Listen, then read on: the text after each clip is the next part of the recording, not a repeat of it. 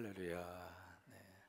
어제 우리 의자 스팀으로 해서 지금 청소를 하고 있는데, 원래는 한 두 번 정도만 하면 그 때가 좀 다 벗겨질 줄 알고, 한 두 번 정도 하면 이제 어느 정도 마르겠다 생각해서 시작을 했는데, 두 번 가지고는 안 빠지는 거예요.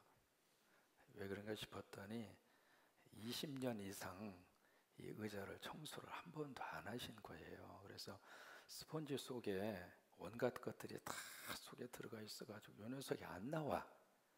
세상에 징그럽게 안 나와가지고, 그래서 이제 두 번이 아니라 세 번을 한 겁니다. 세 번을 하다가 보니까 이쪽이 마르지를 않았습니다. 어쨌든 마르고 나면 굉장히 깨끗해지리라고 생각하고, 이제 오늘 이쪽을 해야 되면 내일은 이쪽으로 앉으시면 돼요. 서로 축복하십니다. 오늘도 은혜 받고 행복하세요. 오늘 성경에 한 사람을 만나게 되는데, 그 사람의 이름이 요압입니다. 요라고 하는 뜻은 야훼, 여호와에 대한 준말입니다. 압이라고 하는 것은 히브리 말로 아프해서 아버지라고 하는 뜻입니다. 그래서 요압이라고 하는 이 단어의 뜻은 여호와는 아버지다, 그 뜻이에요. 한번 해보실까요? 여호와는 아버지다. 그게 요압이에요. 이 요압은 다윗과의 관계 속에서 누구냐면 조카입니다. 다윗의 조카이면서 이 사람이 다윗이 이제 통일 나라의 왕이 되면서 무슨 일을 하느냐면, 여부수 족속이 차지하고 있었던 예루살렘이라고 하는 성이 있었잖아요.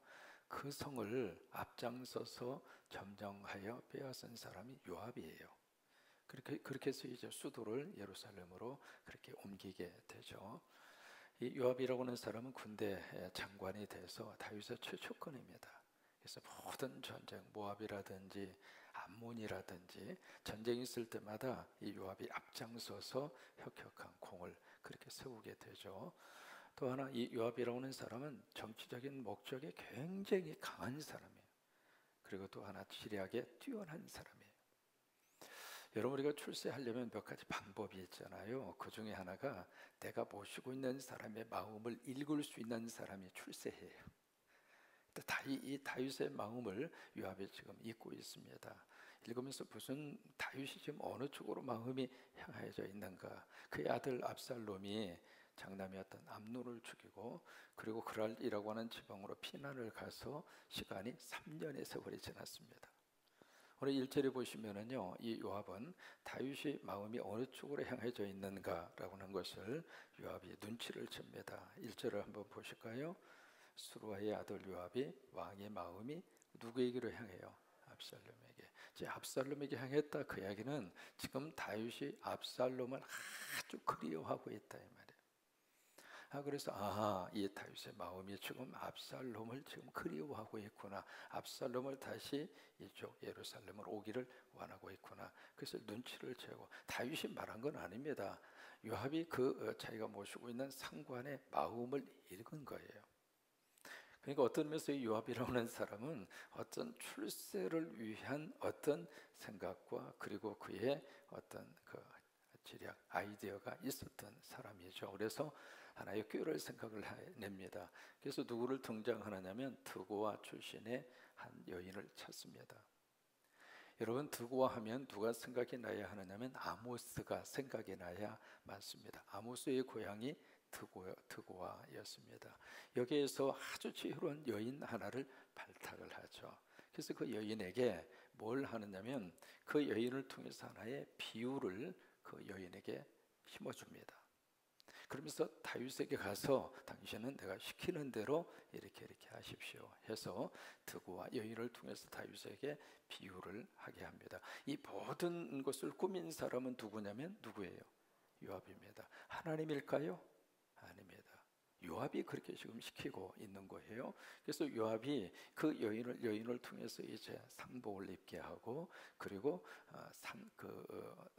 오랫동안 슬퍼한 모습으로 그렇게 이제 얼굴에 지장도 하지 아니하고 다윗에게 보냅니다. 보내면서 이 비유에 무슨 얘기를 하느냐면, 살인자 이야기를 여기서 꺼내고 있습니다. 살인자 이야기를. 아들이 둘이 있었는데 이 두 아들이 들레에 가서 막 다투다가 한 아들이 한 아들을 죽였다. 그 이야기예요. 죽였는데 그 소식을 듣고 이 두고와 있는 이 마을 사람들이 죽인 사람이 살인자니까 살인자 내놓아라. 살인자 살려두어서는 안 된다. 그래서 지금 죽이려고 하고 있습니다. 만약에 그 아들마저 죽는다면 우리는 이 대를 이어갈 수 있는 씨앗이 없어집니다. 그러니 왕이요 어떻게 했으면 좋겠습니까? 라고 하는 이야기를 다윗에게 비유적으로 하고 있습니다. 이제 그 얘기를 가만히 듣던 이 다윗이 곤란하거든요. 왜냐하면 두 가지 때문에 지금 곤란해하고 있는 겁니다. 첫째는 무슨 법이 있느냐면 계승법이라고 하는 게 있어요. 계승법이라고 하는 것은 바로 위에 형의 동생에 이어간다 그 말이거든요. 이게 계승법이에요. 그 다음에 또 하나는 무슨 법이 있느냐면 피의 보복법이라고 하는 게 있습니다. 누군가를 살인을 했으면 그 살인자를 죽여라 이 말이에요. 이게 피의 보복법입니다. 이 두 가지 법이 지금 갈등을 겪고 있는 거예요. 그 비유 속에서 만약에 계승법에 의하면은 살아있는 그 아들을 죽여서는 안 돼요. 왜? 죽으면 그 대를 이어갈 그 대가 끊어지잖아요. 그러니까 계승법에 의하면은 살려줘야 돼요. 피해 보복법에 의하면은 그 살아있는 그 아이를 살려야 돼요, 죽여야 돼요? 죽여야 됩니다. 살인자니까.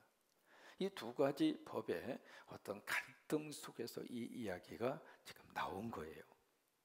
이제 그 얘기를 딱 듣던 다윗이 알았다고. 가 있으면 내가 며칠 후에 당신에게 이야기해 주겠다고. 그래서 돌려보내려고 그러는데 이 여인이 끝까지 안 가요. 왜? 이미 요압이 다 머릿속에 생각을 한 거죠. 끝까지 안 가면서 아니 사람들이 다 보고 막 지금 빨리 그 아들 내놓으라고 그러는데 어떻게 했으면 좋겠느냐고. 이게 다윗이 그래? 그렇게 말하는 사람이 있으면 데리고 와. 그러면 내가 건들지 못하도록 해줄게. 그래도 이 여인이 가지를 않습니다. 그러면서 이 여인이 끝까지 그 살인자 용서해 달라고, 그 죽인 내 아들 용서해 달라고 그래요. 그러니까 다윗이 하나님의 이름으로 맹세합니다. 성경에서 하나님의 이름으로 맹세하면 누구도 그것을 거역하지 할 수 없습니다. 누구도 그것을 바꿀 수가 없거든요. 그리고 딱 하는 말이 살인자에 대한 사면령을 선포합니다. 내가 여호와 이름으로 내 아들의 머리카락 하나도 손대지 못하게 할 것이다. 무슨 얘기냐면 이 피해 보복법으로부터 사면령을 내린 거예요. 살인자를 용서해라. 그 법을 명령을 내린 거예요. 그리고 나니까 11절에 보시면 여인이 그때 가서 본색을 드러냅니다. 무슨 본색을 드러내느냐면 11절에 한번 보세요. 이 비유에 이제 여기서 이것을 하고 싶어서 하는 거예요. 11절에 여인이 이르되 청하건대, 그렇게 해서 이제 그 하잖아요. 그러다 13절에 보세요. 13절에 함께 있습니다. 여인이 이르되 그러면 어찌하여, 이 부분이에요. 어찌하여? 왜냐하면 지금까지 다윗이 쭉 했던 말이 있잖아요. 그래서 그 말을 딱 받은 다음에 돌아가는 것이 아니라 13절에 그러면 어찌하여 왕께서 하나님의 백성에게 대하여 이 같은 생각을 하셨나이까. 참 감사하다 그 말이에요. 살인자에서 죽어야 되는데 죽이지 않고 그리고 사면하고 용서하고, 어떻게 이 백성에 대해서 왕이 그런 생각을 하셨습니까? 그 이야기예요. 그러면서 이 말씀을 하심으로 왕께서 죄 있는 사람같이 되심은 그때 쫓긴 자를 왕께서 집으로 돌아오게 하지 아니하심이니이다. 그 이야기예요. 그러니까 지금 왕이 한 말하고 왕이 지금 압살롬에게 한 행동하고 다르지 않습니까? 그예요. 이해가 되셨어요? 그러니까 그 여인의 이야기를 딱 듣고 나서 이 다윗이 이 배후에 누가 있구나 해서 묻잖아요. 누가 함께 했느냐? 요압이 함께 했습니다. 요압이 이렇게 쭉 이야기를 해 주어서 내가 지금 이 이야기를 하고 있습니다. 그래서 요압을 불러요. 부른 다음에 압살롬을 데려와라. 그래서 예루살렘으로 압살롬을 데려옵니다. 여기서 우리가 이 비유를 보면서 무슨 생각을 하느냐면 그 앞에 사무엘하 12장에 무슨 비유가 나오느냐면 나단의 비유가 나옵니다. 여러분, 이 나단의 비유하고 이 여인의 비유하고는 달라요. 똑같이 다윗에게 와서 지금 비유로 이야기하고 있잖아요. 이야기하고 있는데 이 나단의 비유는 누가 하게 하셨느냐면 하나님이 하게 하셨어요. 비유 자체를. 그래서 나단을 통해서 하나님이 다윗에게 주고 싶은 메시지가 있어서 하나님이 이 비유를 주셨어요. 근데 이 여인의 비유는 누가 줬느냐면 요압이 줬습니다. 그러면 이 나단의 비유는 왜 이 비유를 하게 하셨는가? 그 이유가 있습니다. 지금 다윗의 믿음에다가 호소하고 있습니다. 왜? 네가 저지른 짓에 대해서 네가 하나님 앞에서 회개해야 되지 않겠느냐. 그런 어떤 믿음의 측면에서 이 비유를 주고 있는 게 나단의 비유입니다. 그런데 이 요압이 여인을 통해서 주신 이 비유는 다윗의 감정입니다. 감정에 호소를 해서 그렇게 해서 이 요압이 뭔가 정치적인 목적으로 이것을 얻고 싶은 게 있는 거예요. 벌써 이 비유를 주고 있는 목적 자체가 다릅니다. 하나님이 주시는 것은 우리를 살리기 위해서 그런 거예요. 하나님이 주시는 말씀의 역사는요, 우리 안에 믿음의 가장 중요한 근본을 하나님이 뒤흔들기를 원하시는 거예요. 단순히 감정이 아닙니다. 여러분, 감정의 요소를 배제하지는 않지만 믿음이 곧 감정은 아닙니다. 감정의 요소라고 하는 것은 금방 좋았다가도 금방 쓰러졌다가도 금방 올라갔다가도 금방 내려갔다. 그러니까 신앙이 감정에 뿌리를 두면 이게요 완전히 흔들리는 갈대와 똑같습니다. 이 요압이 지금 비유를 하고 있는 그 비유의 중요한 것은 다윗의 감정에다 호소를 해서 어떻게 해서든지 압살롬을 예루살렘으로 돌아오게 하고 싶은 거. 그게 이제 이 비유의 목적이라면 이 나단의 비유는 다윗이 하나님 앞에 철저히 깨닫고 회개해서 하나님 앞에 바로 서게 하는 것. 그것이 나단의 비유의 목적이란 말이죠. 그러면 요압은 왜 이런 행동을 했을까? 두 가지 이유가 있습니다. 첫째는 다윗의 마음에 들고 싶은 거예요. 그래서 다윗이 지금 이 압살롬 쪽으로 향해져 있는 것을 알고 그 다윗의 그 속에 있는 그 마음을 이 요압이 풀어주고 싶은 거예요. 그 다음에 두 번째는 다윗이 이 세상을 떠난 다음에 그 다음에 왕이 될 사람이 누구예요? 압살롬이에요. 그 다음까지라도 이 요압은 정치적인 어떤 계산을 하고 있는 거죠. 그런 목적으로 이 일을 행하게 됐습니다. 그래서 이제 압살롬이 돌아오게 됐어요. 돌아오게 됐는데 오늘 이 성경의 말씀을 통해서 우리가 하나 기억해야 할 내용이 있습니다. 용서라고 하는 부분과 그 다음에 회개라고 하는 부분입니다. 용서는 필요합니다. 용서는 받아야 합니다. 용서하고 용서받고. 왜요? 하나님이 우리를 용서해 주셨으니까. 어느 정도 용서해야 되는가? 70번씩 7번이라도 용서하라고 하는 거예요. 그게 복음이에요. 하나님은 우리를 용서하시는데 끝까지 용서하십니다. 어떤 죄라 할지라도 하나님은 다 용서하십니다. 그 어떤 행위를 할지라도 하나님은 다 품어주십니다. 여러분 믿으시면 아멘? 그래서 우리가 예배하는 거거든요. 예배라고 하는 것은 용서가 전제가 되어져 있는 거예요. 그래서 하나님은 우리를 용서해 주시는데 또 하나 이 용서와 더불어서 반드시 필요한 부분이 있습니다. 뭐가 필요하냐면 회개입니다. 회개가 없는 용서는 용서가 아닙니다. 회개가 없는 용서는 용서라고 하는 이름으로 암덩어리를 덮어주는 것하고 똑같습니다. 암은 잘라내야 되지 덮는다고 없어지는 게 아니거든요. 죄라고 하는 것은 하나님 앞에 꺼내놓고 그리고 나서 용서받아야 죄가 우리를 해코지 하지 않습니다. 근데 죄는 죄대로 놓고 용서의 보자기로 포장을 했다고 해서 용서받은 게 아니에요. 지금 이 부분에 있어서 바로 그 점을 성경이 우리에게 지적을 하고 있는 겁니다. 압살롬이 정말 아버지로부터 용서받고 화해를 하고 싶으면 뭘 해야 하는가? 회개해야 돼요. 아버지 잘못했습니다. 아버지 죄송합니다. 내가 암논을 죽이긴 죽였지만 그 암논이 다발대 동생에게 행한 그 일 아버지도 기억하지 않습니까? 그 암논에 대해서 아버지가 한 그 모습을 보면서 내 마음속에 복수가 끓어올랐고 결국 내가 참지 못하고 살인을 저질렀습니다. 어쨌든 아버지 죄송합니다. 아버지 용서해 주세요. 그게 먼저 있어야 돼요.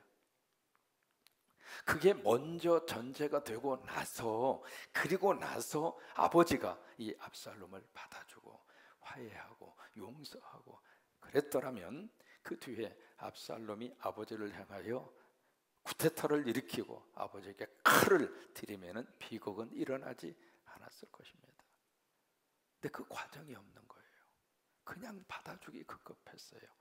압살롬도 하나님 앞에서 그리고 아버지 앞에서 죄송해요, 잘못했습니다, 그 말을 한 번도 안 했습니다. 그냥 데리고 오기에 급급한 거예요. 오늘 성경은 우리가 용서는 용서하되 회개 없는 용서는 불행입니다. 우리가 자녀들에게도 마찬가지입니다. 자녀들이 뭔가 잘못했으면 잘못했다고 하는 고백을 듣고 끌어안아주고 용서하셔야 더 이상 그 자녀가 잘못되지 않습니다. 잘못한 것을 아무 구정을 하지도 않고 본인도 잘못했다고 말하지도 않고 그냥 좋은 게 좋은 거니까 그러면서 넘어가고 덮어준다면 그 회개 없는 용서는 또 다른 일의 불행의 씨앗이 될 수 있다고 하는. 누가 15장에 보시면은요, 아버지를 등지고 떠난 둘째 아들이 나오잖아요.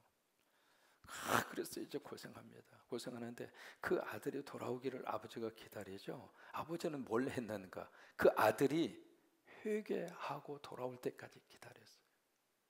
그냥 가서 용서한 게 아니거든요. 그 아들이 철저하게 깨닫고 그래서 밑바닥에 떨어져서 내 아버지 집에는 볼 것도 많고 내 아버지 집에는 있을 것도 많고 내가 왜 여기서 주려 굶어 죽는구나, 그 깨달음이 있잖아요. 그리고 참 거기 인상적인 단어가 나옵니다. 일어서서 돌이켜.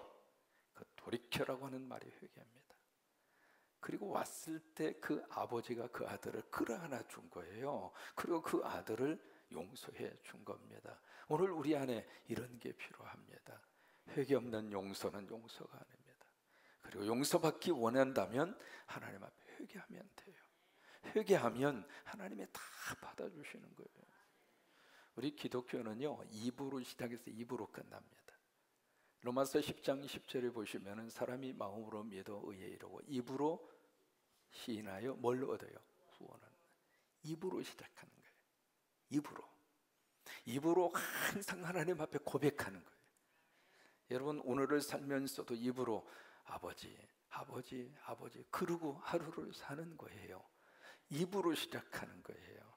입으로 시작하는 거예요.